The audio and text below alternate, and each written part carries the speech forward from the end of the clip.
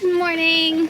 Welcome to How to Grow a Garden. I'm Scarlett. Today we want to talk about yellowing of leaves. You guys see down here that the leaves are totally turning yellow?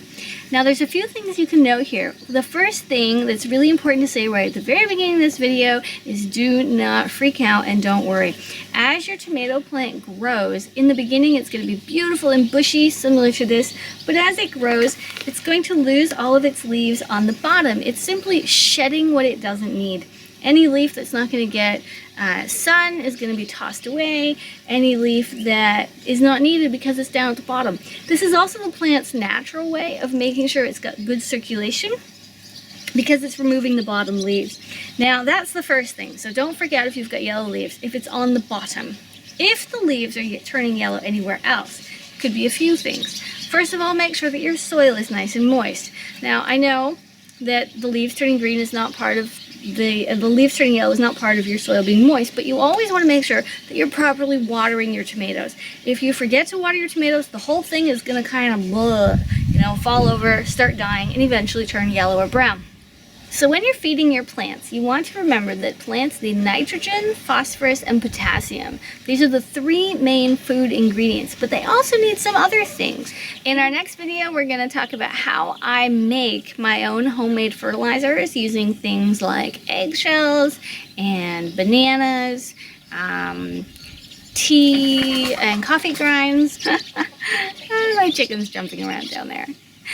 There's a whole bunch of cool things that you can use, just everyday, ordinary, around the house things that you can use to fertilize and feed your plants. You can also use vinegar for things like hydrangeas and roses, only very little, 1 teaspoon per 3.5 liters or 1 gallon of water, and then give it to your hydrangeas, your blueberries, or your roses.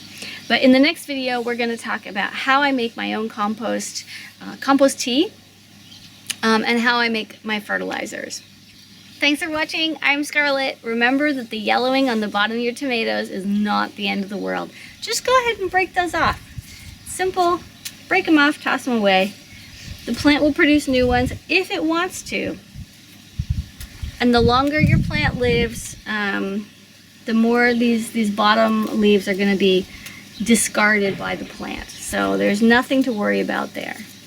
If you get blight, on the other hand, that's an entirely different story. I have a video on blight. I recommend checking that out if you think you might have blight. Those are more like brown spots, yellow and brown spots with edges. The whole plant kind of gets it quickly and gets a little nasty. I do have a tiny spot here. It looks like it could be becoming the beginnings of blight, but I'm going to, it very much does look like blight, but I'm going to refuse to believe that. I'm just going to break it off. If I find blight in the early stages of the growth of this tomato plant, like I'm saying, I will just pick it off and let the plant continue. It's blight in the late stages that you really need to worry about. Oh, we have a little spider living there. Okay. So there we go. When I'm done removing all these little branches, there will be less remaining, but it will be better for the plant. Thanks for watching. I'll see you in the next episode. Toodaloo!